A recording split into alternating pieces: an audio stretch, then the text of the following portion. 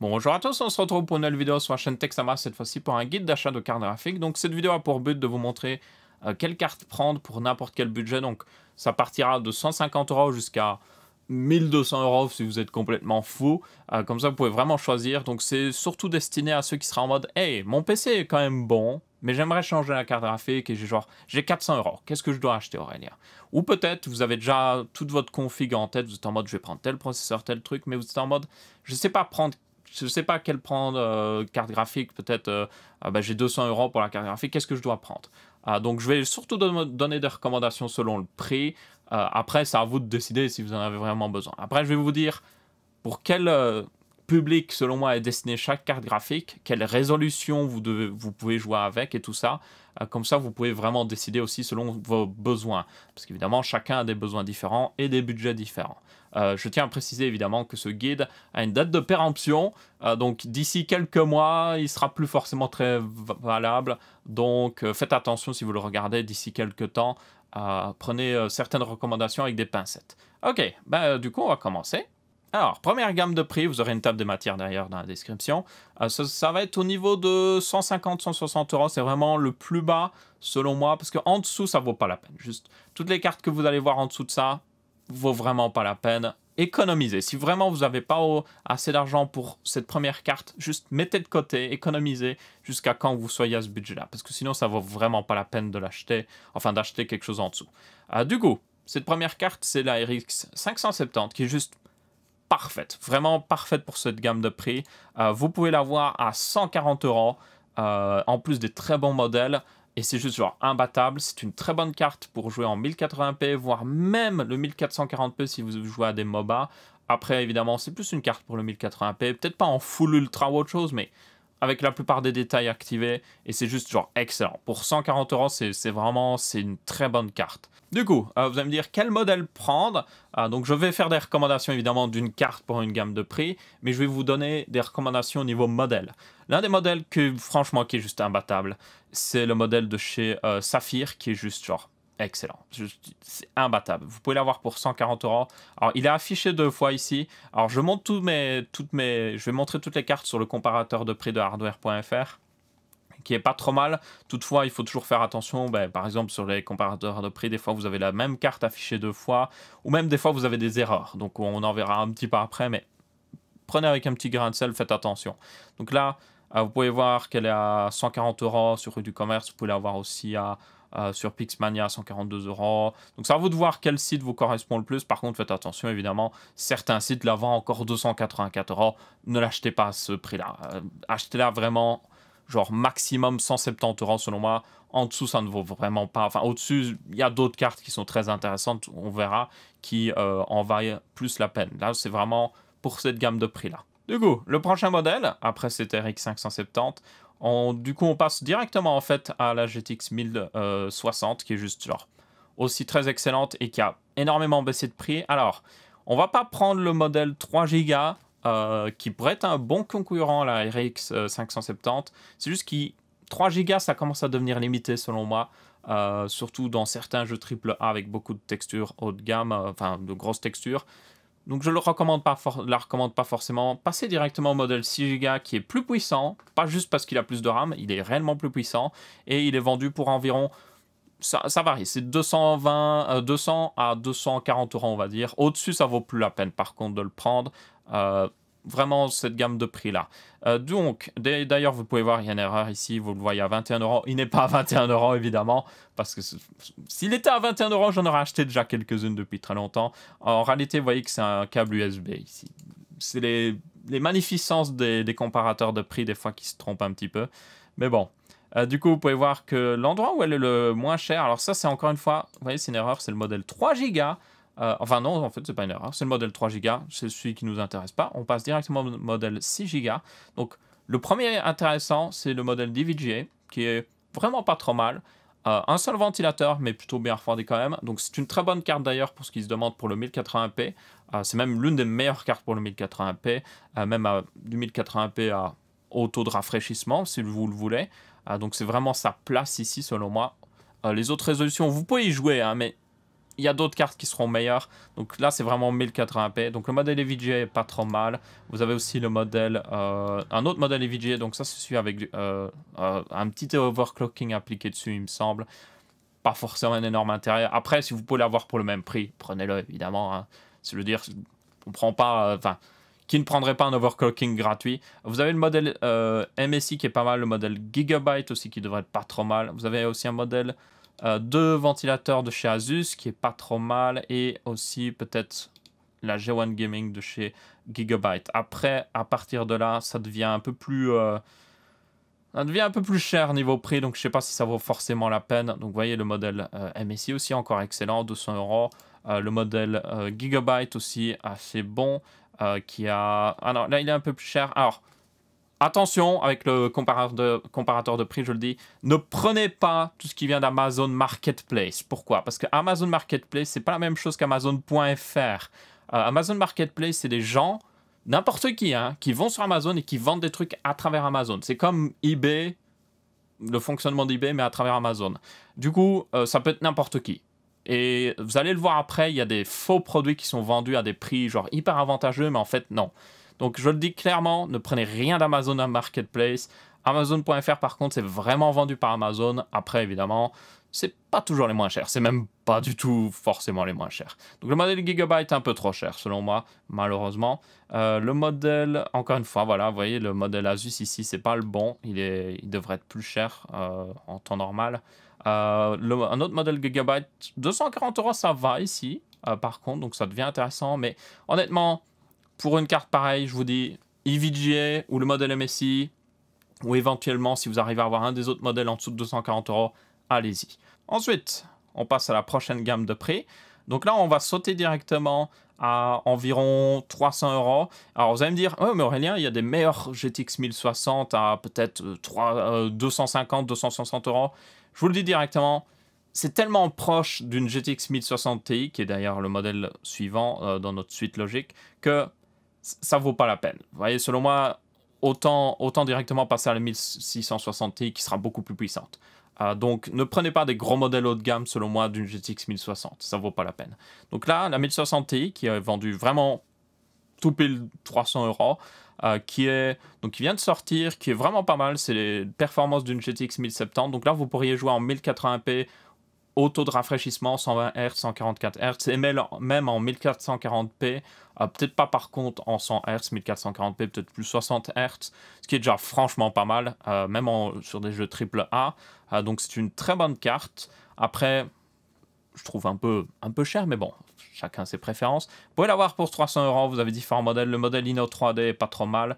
Vous avez un modèle Gigabyte, pas le modèle Mini TX, il est trop petit et mal refroidi. Prenez directement le modèle différent ici qui n'a pas écrit Mini TX.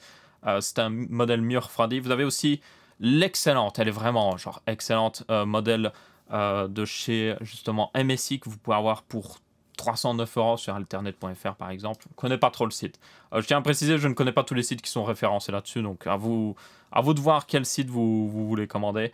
Le modèle Gigabyte aussi est très bon, de ventilateur de refroidissement, et puis le modèle Inno 3D, principalement vendu sur LDLC ou Material.net à 300 € lui aussi. Mais honnêtement, moi, je prendrais le modèle MSI qui est vraiment, vraiment bon. Par contre, peut-être pas... Vous voyez, chez LDLC ou autre chose, il commence à devenir un peu cher. Donc, c'est à vous de voir aussi sur quel site vous le prenez. Mais faites attention que des fois, peut-être que vous pourriez avoir, par exemple, ouais, ça c'est un modèle... non, ça c'était justement le modèle de Gigabyte. Des fois, vous pouvez avoir peut-être un modèle de chez EVGA, pour un peu plus cher, qui peut-être pourrait être mieux. Bon, là, c'est un modèle, un ventilateur. Pas très intéressant, les cartes EVGA pour la GTX 1060 Ti. Je sais pas pourquoi elles sont chères et elles valent vraiment pas la peine. Prenez plutôt, comme j'ai dit, certainement le modèle MSI qui est excellent si vous pouvez l'avoir. Le modèle Strix c'est selon moi un peu cher. Franchement, pour le prix, vous pouvez prendre une RTX 2060 qu'on va voir après. Donc, encore une fois, vaut pas trop la peine. À part si, évidemment, vous trouvez peut-être un autre modèle de chez Asus. Par exemple, vous avez Suya qui a un simple ventilateur. Encore une fois, il n'y a qu'un ventilateur, donc... Bof. Honnêtement, ouais, le modèle MSI semble être le meilleur choix. Ou le Inno 3D qui est le moins cher et qui reste assez bon. Du coup, on passe directement, comme j'ai dit, à la RTX 2060. Ah, mais avant, non, il y a une autre recommandation possible. C'est la Vega 56 qui, malheureusement, a très peu de stock en ce moment. Il y avait un très bon modèle Gigabyte vendu chez Top Achat qui était à 300 €. Plus de stock, malheureusement, donc il est repassé à 350 € sur d'autres sites. Vous avez toutefois ce modèle qui est apparu chez Rue du Commerce à 300 € d'une MSI RX 556. Par contre, en mode blower, donc c'est juste un seul ventilateur avec toute l'air qui sort à l'arrière. C'est bruyant, je le dis directement, c'est bruyant, ça va chauffer un peu plus, mais pour 249 €, c'est franchement une excellente carte. Après, c'est à vous de voir si vous pouvez accepter le fait que elle va faire du bruit, elle va chauffer, et elle va aussi consommer un peu d'énergie. Toutefois, pour ceux qui sont un peu, on va dire, traficoteurs, vous pouvez facilement l'underclocker, ça veut dire réduire son voltage, et puis, undervolter plutôt. Vous pouvez l'undervolter et l'overclocker, comme ça en fait elle consomme moins et elle est plus performante. Toutefois, ça requiert un petit peu de traficotage. Je dirais aussi de mettre un meilleur refroidissement dessus, parce qu'honnêtement ça va être bruyant. Donc si vous êtes prêt à traficoter un petit peu, ça peut être un excellent choix pour vous. Aussi, si vous êtes sur Linux, le support Linux de AMD est bien meilleur que Nvidia, donc ça peut être une excellente carte pour justement Linux, si vous êtes encore une fois prêt à la traficoter un petit peu. Ou sinon, si vous êtes sous Linux, éventuellement une RX 590, mais franchement, pour le prix, elle ne vaut pas la peine. Ou peut-être une 580, mais honnêtement, encore une fois, pour le prix, elle ne vaut pas totalement la peine. Mais si vous êtes vraiment, il vous faut une carte AMD, ce serait un de vos choix. Mais bon, c'est un choix vraiment spécifique, ça. Donc, je la recommande pas forcément pour tout le monde. Ensuite, on va passer à la RTX 2060 qui, elle, est vendue. Alors, là, vous allez voir un problème. Il y a un problème en ce moment. Il y a un revendeur sur justement Amazon, sur le marketplace, qui vend des cartes, toutes les cartes à 280 €. Mais si vous regardez les avis, il y a des gens qui sont en mode arnaque. C'est de l'arnaque.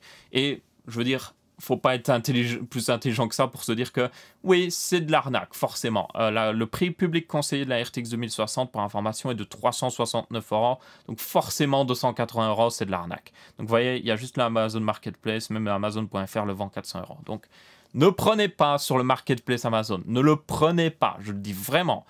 C'est à vos risques et périls, et vous n'aurez clairement pas une bonne carte, je le dis. Même, genre, ça ne vaut vraiment pas le risque. Donc, du coup, vu que tout est à 280 €, on a du mal à voir un petit peu, donc je vais vous donner directement les bons modèles. Et puis, vous voyez que si on clique, on peut quand même voir le prix de vente sur les autres sites. Et vous voyez que par exemple, sur Rue du Commerce, là, elle est à 357 €. Donc là, c'est le bon modèle, c'est celui que vous voulez. C'est pas celui sur le Marketplace. Donc ça, justement, c'est le premier modèle intéressant. Donc c'est le modèle EVGA, qui est, par contre, faites attention, c'est un triple slot, ça se voit pas beaucoup sur la photo, mais elle est très épaisse, ça prend 3 slots. Donc si vous avez la place, tant mieux, mais il faut faire attention. Par contre, elle n'est pas très longue, donc ma foi, elle peut rentrer dans des plus petits boîtiers, mais elle prendra plus de hauteur. Par exemple, dans un boîtier, vous pourriez vous dire, ah, elle passerait nickel dans un boîtier mini TX. Pas forcément, donc faites attention. Mais c'est une très bonne carte, non, pas 280 €, 360 €, c'est même la moins chère des RTX 2060.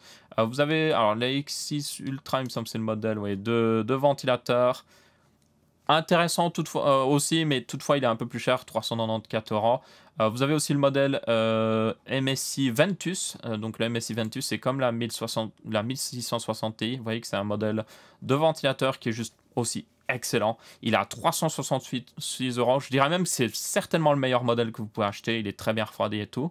Vous avez aussi éventuellement le modèle Dual de chez Asus, qui est un modèle de ventilateur. Ah, quoique.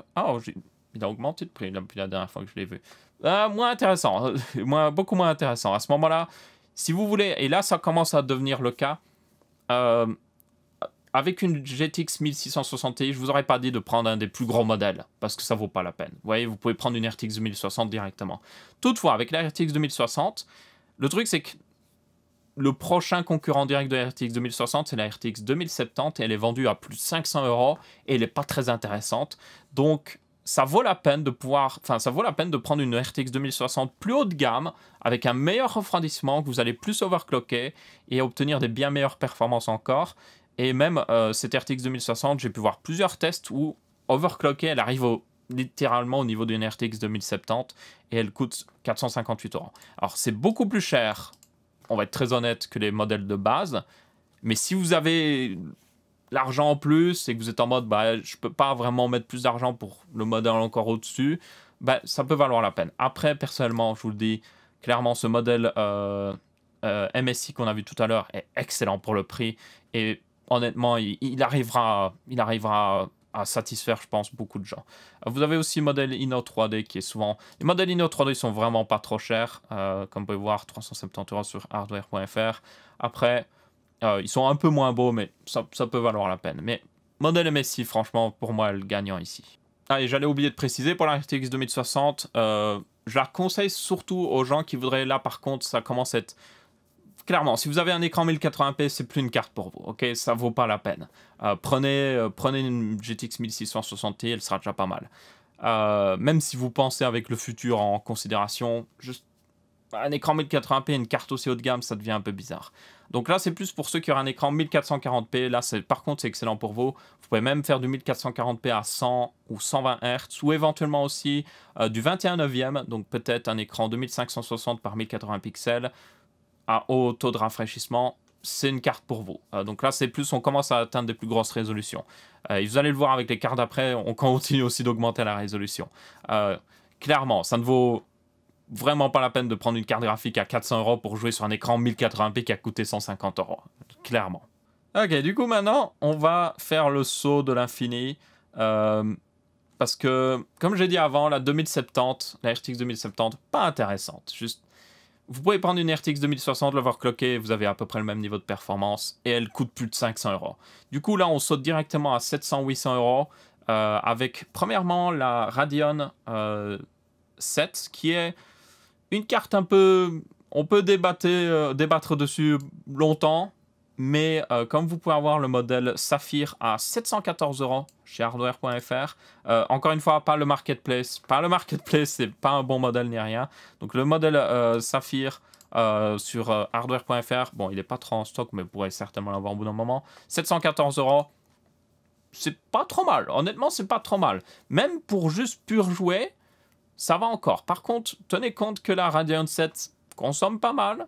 Pas non plus genre... Elle va pas requérir d'avoir une centrale nucléaire, mais elle consomme pas mal et elle chauffe aussi pas mal derrière. Donc, encore une fois, ça reste discutable. Ça dépend... si vous avez un bon boîtier bien ventilé ou autre chose, ça peut être une bonne carte. Et si vous en fichez un petit peu qu'elle fasse un peu de bruit, ça peut être une bonne carte pour vous et ça vous permet d'économiser. C'est aussi une très bonne carte si vous êtes professionnel aussi à côté et que vous faites beaucoup d'OpenGL ou quelque chose qui utilise de l'OpenGL. Là, par contre, c'est une excellente carte pour la production professionnelle à ce niveau-là. Donc là, je pourrais vous la recommander.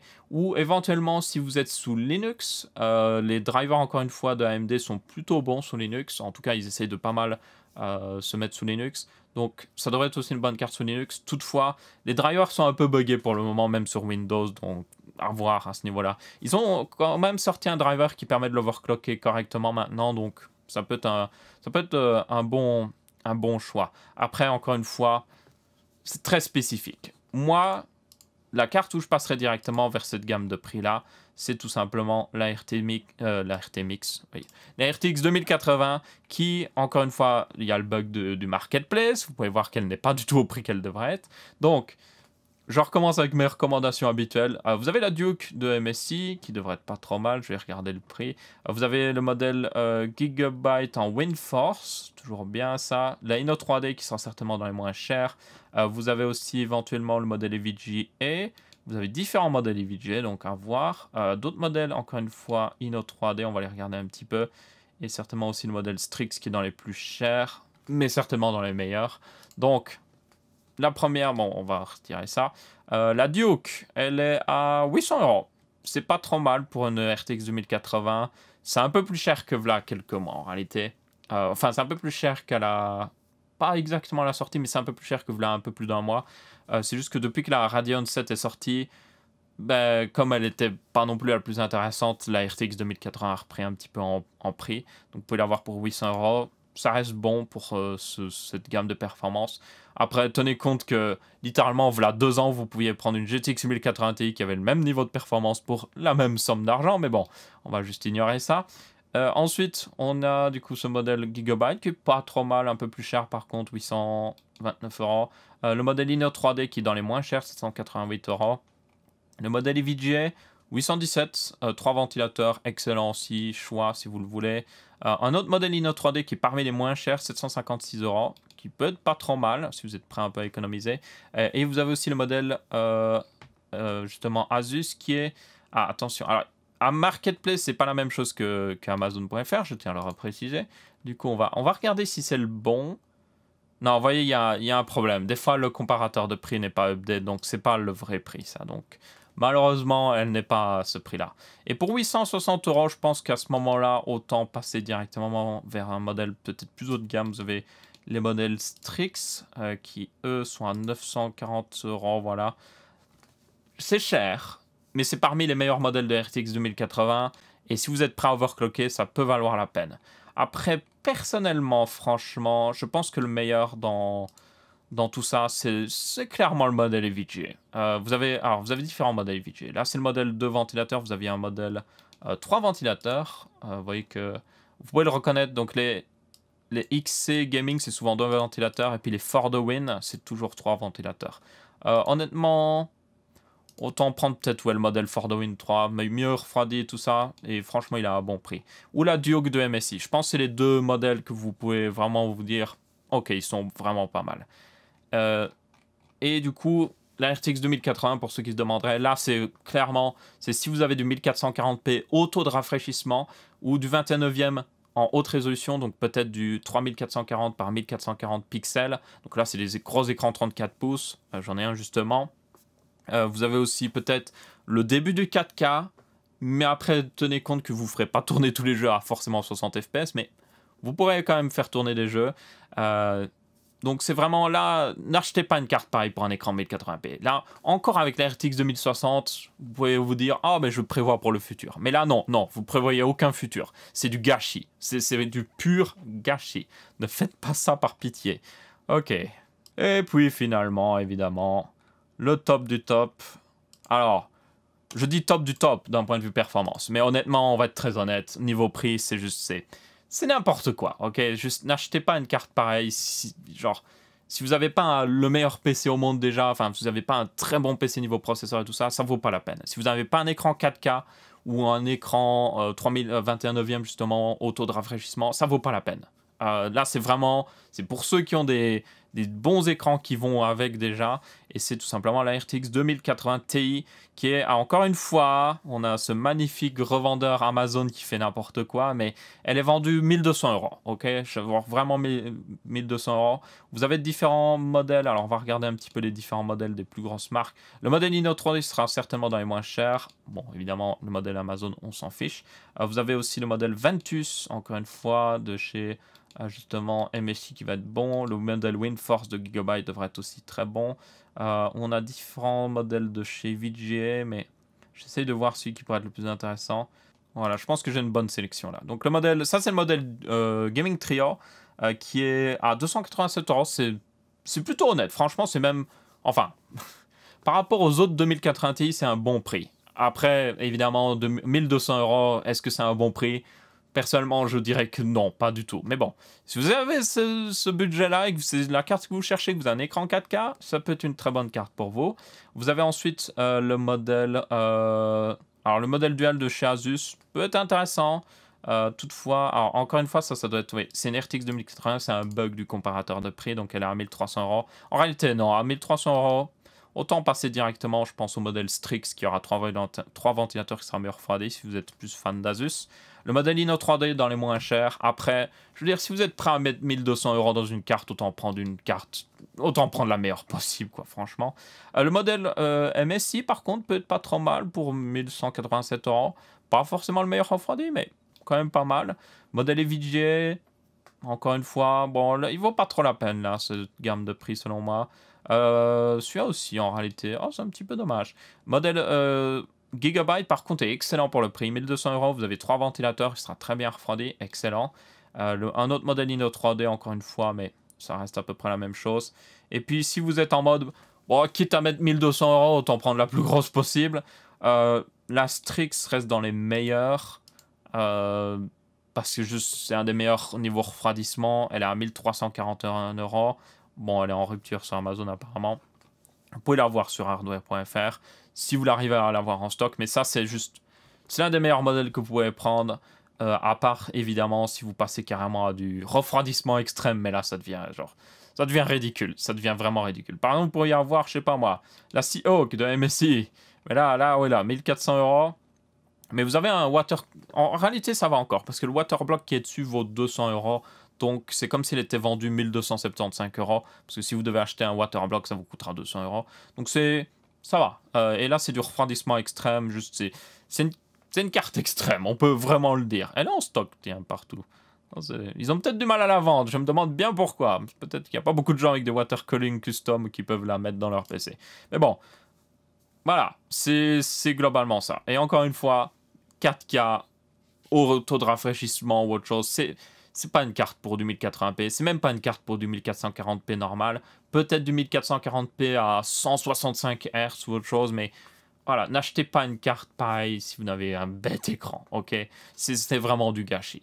Et donc, ça complète du coup nos recommandations. Donc pour ceux qui seraient en mode, hey, je trouve que tu aurais dû citer cette carte-là ou autre chose, si vous avez vraiment des recommandations légitimes en mode hey, t'as oublié cette carte ou t'as oublié ça, n'hésitez pas à les mettre dans les commentaires, je suis toujours preneur. Encore une fois, cette vidéo a une date de péremption. Si vous l'avez regardé 2-3 mois après, le marché des cartes graphiques aura certainement bougé. Peut-être que les 2080 coûteront moins cher, peut-être que les 2060 auront baissé de prix, ou peut-être qu'elles auront augmenté de prix, c'est possible. Donc voilà, prenez avec un grain de sel et faites un petit peu de recherche. Après, là, je pense que avec les recommandations que je vous ai données là, vous avez moyen de choisir pour n'importe quelle gamme de prix, pour n'importe quelle config ou autre chose que vous avez, ou n'importe quel budget que vous avez. Donc, voilà, c'est à peu près tout. J'espère que vous avez bien apprécié cette vidéo. Si vous l'avez trouvée utile, qu'elle vous a vraiment aidé, ou que vous pensez qu'elle va être utile à quelqu'un, n'hésitez pas à laisser un petit pouce bleu. Si vous avez la moindre remarque, un petit commentaire, et du coup, je vous retrouverai pour une prochaine vidéo sur la chaîne Texama. Salut à tous!